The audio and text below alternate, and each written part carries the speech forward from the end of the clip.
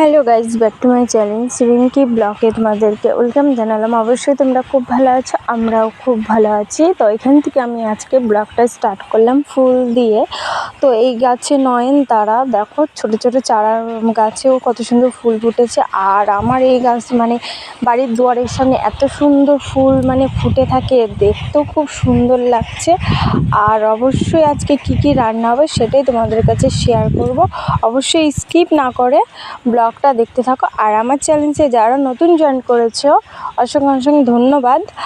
আর যারা ভিডিওটা দেখছো একটা লাইক করে ভিডিওটা স্টার্ট করো। আর কেমন লাগলো আজকে রান্নার রেসিপিগুলো সেটা কমেন্টে বলে দিয়েছিও। আর অবশ্যই তোমাদের পাশে, আমি বারবার বলছি আমি তোমাদের পাশে আছি। তো চলো রান্নার দিকে যাওয়া যাক। তো আমি এখানে রান্না বসিয়েও দিয়ে দিয়েছি, বেলা হয়ে গেছে। তো আমি এখানে উচ্ছে আলু ভাজবো আর তোমার পটল দিয়ে আলু দিয়ে কাতলা মাছ রান্না করব। তো আমি পেঁয়াজগুলো হালকা করে, কালো জিরা পেঁয়াজগুলো হালকা করে ভেজে নিয়ে আমি এখানে উচ্ছে আলুগুলো দিয়ে দিলাম। তো আমি সামান্য মতন হলুদ দেবো, লবণ দেবো, দিয়ে একবারে ভালো করে মিক্স করে ঢাকা দিয়ে দেবো। তো দেখতেই পারছো আমি ভালোভাবে করে মিক্স করে নিয়েছি। আমি কাঁচা লঙ্কা দিইনি, তো উচ্ছে আলুর মধ্যে কাঁচা লঙ্কা আমি দিইনি। আমি এমনি কাঁচা ভাতে, যখন গরম ভাতের সাথে আমার কাঁচা লঙ্কা খুব ভালো লাগে খেতে, আমি তখন পাতে একটা নিয়ে নিই, খুব ভালো লাগে আমার, তার জন্য আমি কাঁচা লঙ্কা দিইনি। তো আমি এখানে ঢাকা দিয়ে দিলাম, সিদ্ধ হয়ে যাবে, ভাজাও হয়ে যাবে। তার মধ্যে আমি এখানে কেটে নিয়েছিলাম আলু, মাছের আলু, আর এইভাবে পটল কেটে নিয়েছিলাম। কাতলা মাছে আলু পটল দিয়ে ঝোল করব। তো দেখতেই পারছো আজকে আমার এই রান্না। তো চলো আমি উচ্ছে আলু ভাজতে দিয়েছি, আমি মশলাটাও করে নিয়েছিলাম এক ফাঁকে। তো দেখতেই পারছো আমার উচ্ছে আলু ভালো করে আমি ভেজে নিয়েছি, সব জিনিসই ভাজা হয়ে গেছে ভালোভাবে। তো একটা কাঁচা টাইপের নেই, আর ভালোভাবে সিদ্ধ হয়ে গেছে। তো আমি এখানে নুন হলুদ দিয়ে কাতলা মাছটা মেখে নিয়ে রেখেছি 4 পিস। তো আর 8 পিস, মানে জানি না কত মাছ এনেছে, আর 4 পিস ফ্রিজে রেখে দিয়েছি। একদিনে তো এত মাছ খাওয়া যায় না গরমে। তো আমি তোমার হলো 4 পিস রেখে দিয়েছি, আর 4 পিস রান্না করবো আজকের মতন। আর একদিনে তো সব খেলে হবে না, পরে খেলে তো আমার চলতে হবে। তা আমি একসাথেই মাছগুলো লবণ দিয়ে হলুদ দিয়ে মেখে নিয়েছি, নিয়ে আমি ভাজতে দিয়ে দিয়েছি। তো দেখতেই পারছো তেলের উপরে আমি ভেজে দিয়ে দিয়েছি। কাতলা মাছ আমার খুব ভালো লাগে, পটল আলু দিয়ে ঝোল আমার কাছে খুব ভালো লাগে। তো তোমরা রুই মাছে পটল আলু দিয়ে ঝোল খেয়েছো, কিন্তু কাতলা মাছে পটল আলু দিয়ে ঝোল খেয়েছো নাকি জানি না। তো দেখতেই পারছো আমার এই পাশটা ওই পাশটা হয়ে গেছে। আমি হালকা করে ভেজে নেবো। কাতলা মাছ বেশি মানে কড়া কড়া টাইপের ভাজলে না কিরকম একটা লাগে, মানে যেরকম সলিড মাংস আছে সেরকম একটা ছাবড়া ছাবড়া লাগে। যাই হোক আমি হালকা করে ভেজে নিয়েছি। আর এইখানে তো মানে কী বলবো, এখানে ছাড়ছি না, তার জন্য মানে দুটোই একসাথে উল্টিয়ে দিয়েছি। মাছটা বেশি ঘাটাঘাটি করলে ভেঙে যাবে, তার জন্য আমি আর কিছু করিনি। পরে ঝোলে দিলে নিজেই ছেড়ে দেবে।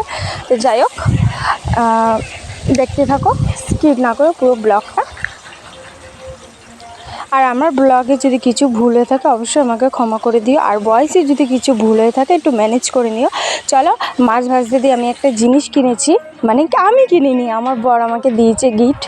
তো দেখতেই পাচ্ছ এই ফ্রিজটা আমি নিয়েছি 3 দিন হলো, তো তোমাদের কাছে শেয়ার করা হয়নি, এর মধ্যে আমি শেয়ার করে দিলাম। তো দেখতেই পাচ্ছ আমার এখানে সব 2-1টা জিনিস আছে, বেশি রাখিনি। নতুন নতুন ফ্রিজ হলো অনেকটাই 2-1টা থাকে।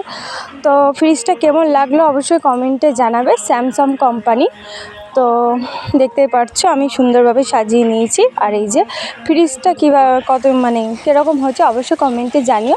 আর আমি এদিক দিয়ে তোমাদের ফ্রিজ দেখালাম। তো মাছগুলো ভাজা কমপ্লিট। তো চলো মাছগুলো এবার তুলে নিয়ে আলুগুলো আমি ভেজে নেব। আমি মাছগুলো তুলে নিয়েছি, আমি মাছের তেলে আলুগুলো ভেজে নেব।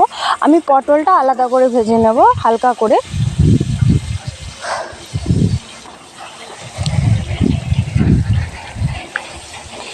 তো চলো আমি হলুদ লবণ দিয়ে ভালো করে নাড়িয়ে নিই।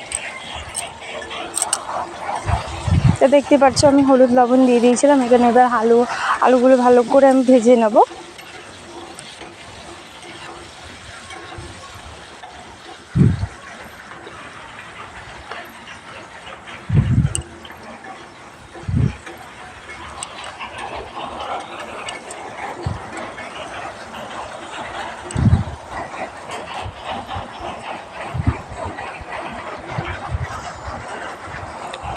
আলুগুলো এবার ভাজতে দিয়ে দিলাম।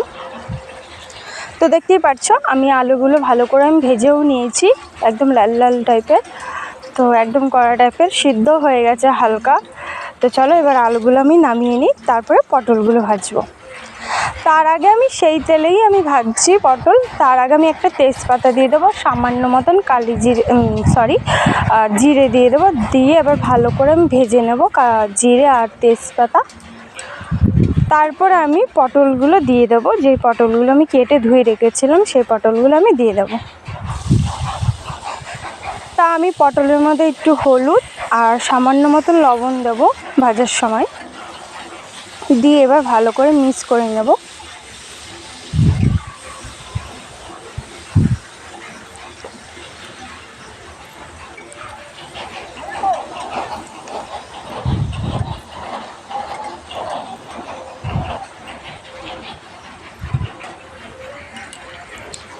তো আমি আধখানা টমেটো দিয়ে দেবো, বেশি দেবো না। তো দেখতেই পাচ্ছ ভাজার সময় আমি পটল ভাজার সময় একটা টমেটো দিয়ে দিয়েছি আধখানা, মানে অর্ধেক কেটে রেখে দিয়েছি আর অর্ধেক দিয়েছি। তো দেখতে পাচ্ছ এখন ভাজতে দিয়ে দিলাম ভালোভাবে। দেখো ভাজাও কমপ্লিট। আমি এখানে কিচ্ছু দিইনি, শুধু হালকা পাতলা মশলা দিয়েছি গরমের মধ্যে, আদা আর জিরে আর হলো তোমার লঙ্কা আর একটু গরম মশলা, হলুদ, লবণ দিয়ে ভালো করে মিক্স করে নেব। নিয়ে এবার ভালোভাবে পটলের সাথে কষিয়ে নেব। তা আগে পটলের সাথে কিছুক্ষণ ভেজে নেব, তারপর আমি আলুগুলো দিয়ে দেব। তোমরা বাড়িতে ট্রাই করবে, কাতলা মাছে পটল আলু দিয়ে ঝোল খুব ভালো লাগে খেতে। তো জানি না কে কে খেয়েছো নাকি, তাও আমি বলছি। তো এখানে আমি ভাজা থাকা আলুগুলো দিয়ে দেবো, ভালোভাবে আমি পটলের সাথে ভেজে নিয়েছি। আমি ভেজে থাকার আলুগুলো দিয়ে দিলাম। তো এবার সব আলু পটল দিয়ে ভালোভাবে এবার আর একটু কষিয়ে ভেজে নেব মশলাটা।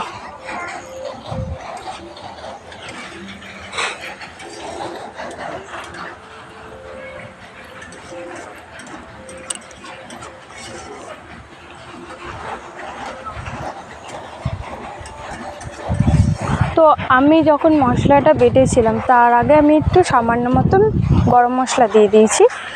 তো তোমরা পরেও দিতে পারো, কোনো ব্যাপার নেই, কিন্তু আমি তার আগে দিয়ে দিয়েছি। তো আমি কিছুক্ষণ ঢাকাও রেখে দিয়েছিলাম। তো দেখতেই পাচ্ছ ভালোভাবে কষিয়ে নিয়েছি আর ভাজাও হয়ে গেছে।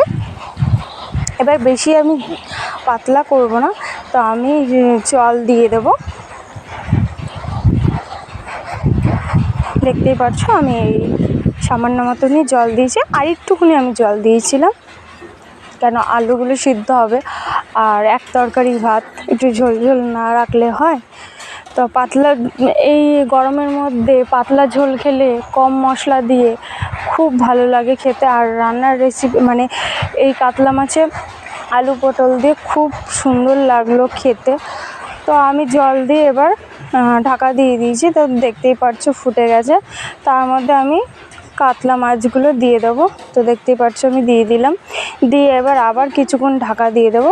এবার জলটা একটু মানে শুকিয়ে নেবো, আর হলো মাছগুলো সিদ্ধ হয়ে যাবে। আলু পটল তো ভালোভাবে, পটল তো এমনি তো ভাজ দিয়ে দিয়ে সিদ্ধ হয়ে গেছে, আলুগুলো সিদ্ধ হয়ে গেছে, আর মাছগুলো এবার ঢাকা দিয়ে সিদ্ধ হয়ে গেছে। চলো, এখন তো ধনেপাতা পাওয়া যায় না, এখন অনেক দাম ধনেপাতা। তো আমাদের এখানে সবজিওয়ালা নিয়ে এসেছিলো, তো আমি রেখে দিয়েছি কটা। তো দেখতে পাচ্ছ আমি নামানোর সময় আমি ধনেপাতা দিয়ে দিয়েছিলাম। তোমরা গরম মশলাও দিতে পারো, কোনো ব্যাপার নেই। তো আমি গরম মশলা দিইনি, আমি কেন কষানোর সময় তখন আমি গরম মশলা দিলাম। তো আমি নামানোর সময় ধনেপাতা দিলাম। খুব ভালো লাগে আমার কাছে খেতে, ধনেপাতার একটা গন্ধ বাড়ে, খুব ভালো লাগে খেতে। তো আজকে আমার এই রান্নার রেসিপিটা কীরকম লাগলো অবশ্যই কমেন্টে জানাবে। আবার একটা নতুন ব্লগ নিয়ে আসবো। আজকে এই পর্যন্তই ব্লগ। ব্লগটা যদি ভালো লাগে তাহলে লাইক, কমেন্ট, শেয়ার, সাবস্ক্রাইব করে দেবে। আর গরমে সবাই ভালো থাকো, সুস্থ থাকো। আর আমার চ্যানেলে যারা নতুন জয়েন করেছো তাদের কাছে ধন্যবাদ। আজকে এই পর্যন্ত, টাটা গাইস।